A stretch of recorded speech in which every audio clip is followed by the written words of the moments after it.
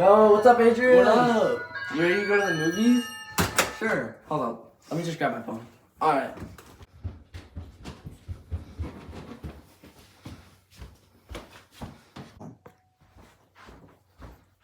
Hey, my phone. Alright, I'm ready. Hey, what's this?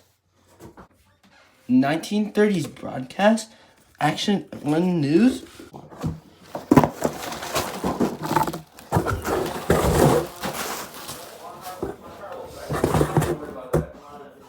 A flash drive? Let's go see what's in it.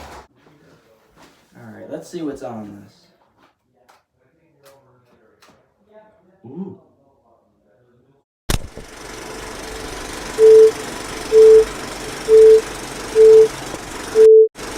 Live from New York, this is Action 1 News. I'm Dan Myers, and I'm joined by my fellow co-host, Jim Johnson. In today's age, America is undergoing a horrible time, and an economic crisis has struck the U.S. In the Midwest, overgrazing has struck back. Drought and low plant life have taken over the Great Plains. We now have Jude Law live on the scene in Oklahoma. Tell us more. Over to you, Jude. Thank you, Dan. Here I am in Oklahoma, where one of the Dust Bowl storms has blown all the way to New York, where Jim and Dan are. You can see the damage these storms have caused, as everything from fences to trees has been blown away at these local farms. Farmers have begun moving to the west for work, as they have no place to work at their homes. Today I'm with a migrant worker who came back from California. His name is Jones Bruce, and he was seeking work in the west, but was forced to look elsewhere. Jones, what's it like getting abandoned by society in California? Well, Jude, I got there, searching for a job with high hopes and expectations. My kids were excited about everything, and I hope to give them a good life, at least better than what we had before. When I arrived in Los Angeles, the streets were blocked off with protesters, and now I'm not sure how I'm going to keep providing for my family in the future. I guess we'll figure it out though, Jude. Thanks for putting me on the newscast. It was a pleasure to meet you. Thank you for coming, Jones. Back to you in the studio, Jim. Thank you, Jude. As you can see, these workers are having horrible lives right now, and are fighting with everything they have for jobs. Not only are they working in despair, but they're being excluded from other everyday communities. Migrants are being pushed out of the West and discriminated against by many people. Even if these workers are accepted, they aren't paid much, if they earn anything at all. All of these problems have stemmed from a loss of fertile land in the Midwest. People are calling this dusty drought area the Dust Bowl. Ravaging dust storms have taken over the Great Plains and caused a loss of grass and other crops. This situation of despair has also affected women, African Americans, and others. Women have been taking a stand in this new world by making money on their own. They have been changing the role that women take in the world. Millions of women have entered the workforce. Eleanor Roosevelt has been helping these new workers and others. She's the First Lady of the U.S. and is changing the role very quickly. She speaks out for women's rights, African American rights, and other issues. People around the country have been admiring her for her strong stand. She helped African Americans by urging the president to take a stand against racist public service workers. Eleanor Roosevelt has also helped the creation of the Black Cabinet, which includes Robert C. Weaver and Mary McLeod, both highly educated African Americans of the U.S. Also, President Roosevelt appointed the first African American to lead a governmental agency.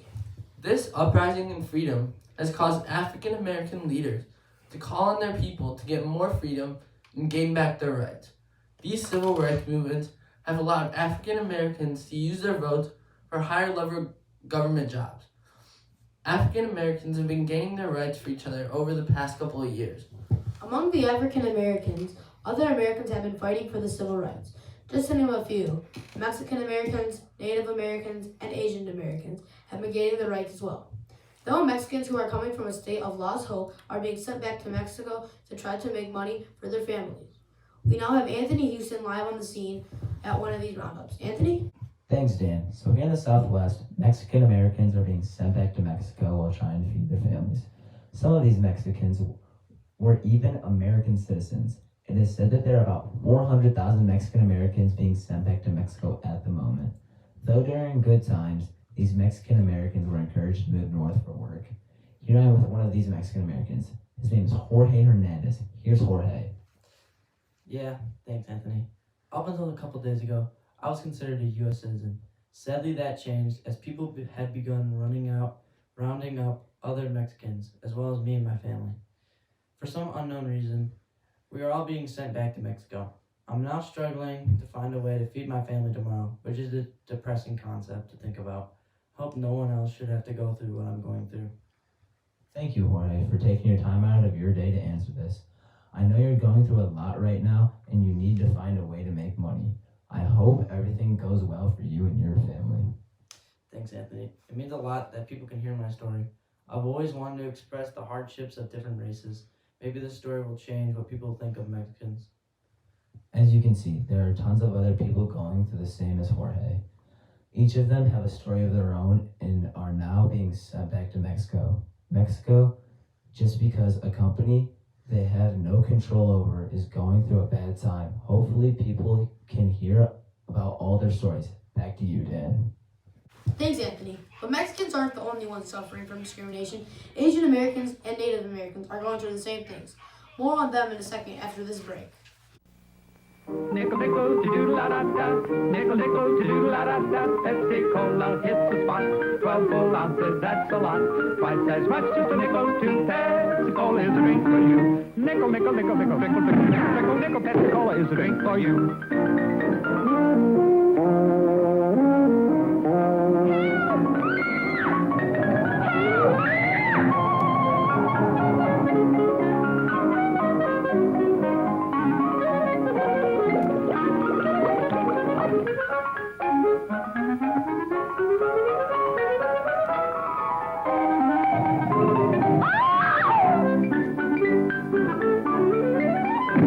Nickel, nickel, to-do-la-da-da. Nickel, nickel, to-do-la-da-da. Pepsi-Cola hits the spot. 12 full ounces, that's a lot. Twice as much, just a nickel, two. Pepsi-Cola is a drink for you. Nickel, nickel, nickel, nickel, nickel, nickel, nickel, nickel. Pepsi-Cola is a drink for you. Welcome back, ladies and gentlemen. Back to what I was saying before. Asian Americans are being discriminated against by Americans in the competition for work and money. There have even been several reports of violent outbreaks against them. Due to this, the government has been trying to reduce the amount of Asians in the United States. Yes, and a law has been signed by President Roosevelt to pay transportation for Filipinos willing to leave the country and go back to the Philippines due to violent uprising in communities against them. It is believed this discrimination has erupted due to competition. President Roosevelt is part of this movement to help other Americans. These prejudices have also been found against American Indians. Even though they've been granted citizenship, most of them still live in deep poverty. As well as Mexican Americans and Asian Americans, American Indians are continuing to live in deep poverty in the U.S. President Roosevelt is supporting new policies towards them, and things have gotten a lot better. Since then, Congress has passed a new series of laws called the Indian New Deal. The Indian New Deal has given Indians greater control over their own land holdings. We now have George Donald on the scene with an American Indian chief. George? Thanks, Dan. I'm here with Chief Longhorn, one of the Native American leaders who were liberated by these new laws that the New Deal brought along. These laws help give Native Americans jobs, more land ownership, and greater control over their affairs. Chief Longhorn, what do you have to say about these new set of laws? These laws have liberated and given hope to me and my people.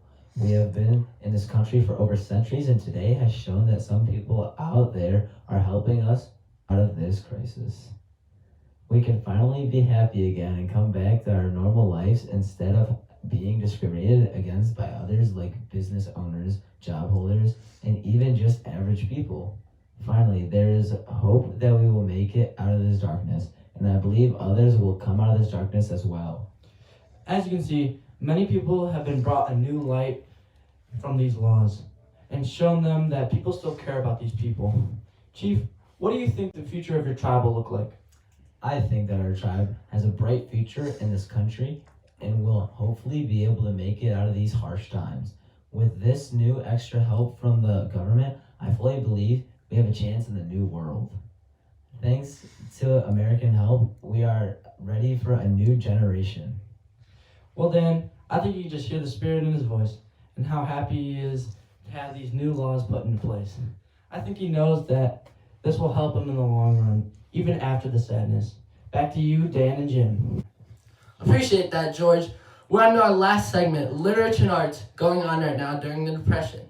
New books, paintings, and ways of entertainment are being created during the terrible situation we're in right now. Unemployment rates are higher every day, and if people have no jobs, what are they supposed to do during the day? We have Anthony with an upcoming author, John Steinbeck, to answer that question for us. Anthony? Here we have one of the greatest authors right now. He has written The Grapes of Wrath. Please give it up for John Steinbeck.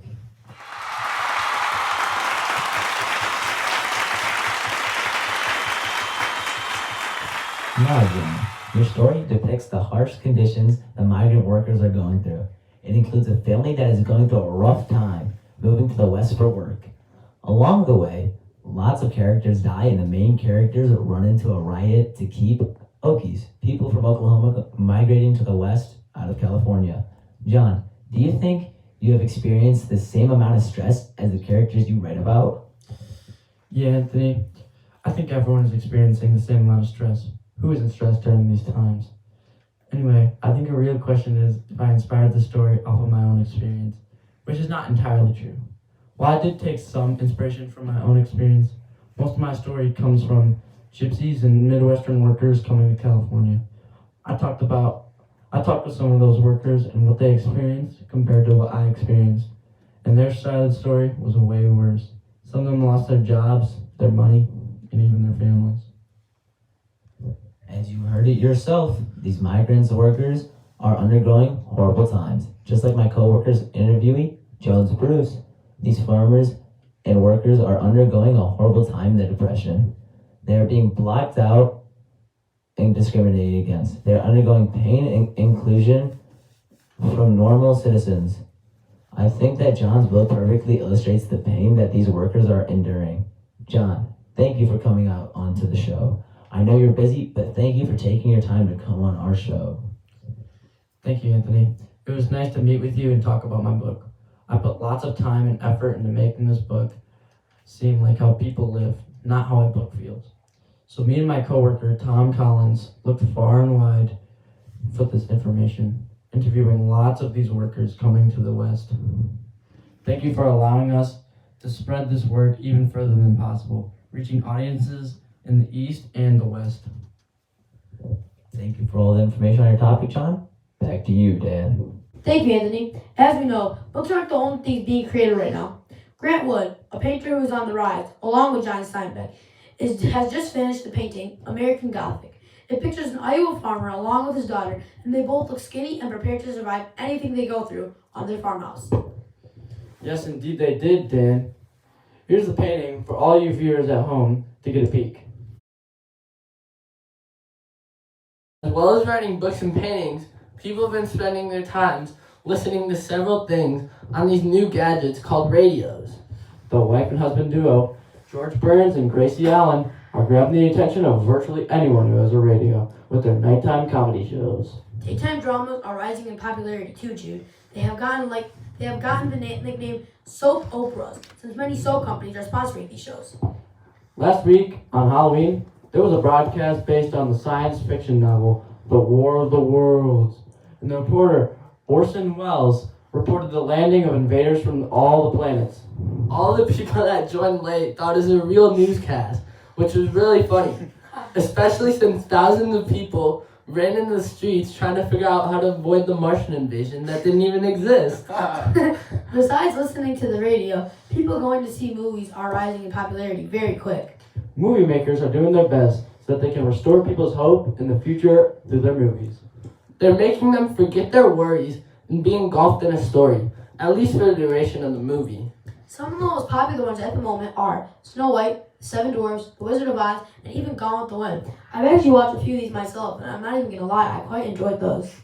Couldn't agree more, Anthony. Well, that's all we got for you today. Thank you guys for tuning in. Our next broadcast will be Friday. Please make sure to tune into that one too for some more news. That's a That's a wrap! Thanks for watching. Wow, what a broadcast. I know, I think my great-grandpa wrote it. It's crazy you had that in your house so long ago. I know. I think I must have saved it onto a USB stick a long time ago. Yeah, I not even you. I did not know that much about the Great Depression. Did you? Not really. I didn't know that much about the literature and art side, like the American Gothic or the Grapes of Wrath, and John Steinbeck in general. The fact that my great grandpa got to meet him, that's just mind-boggling. Yeah. I didn't know that much about how women had to fight for their rights. All the different races that had to stand up against discrimination as well. I just learned a lot in that quickie broadcast. That's cool. Want to go watch a movie? Alright.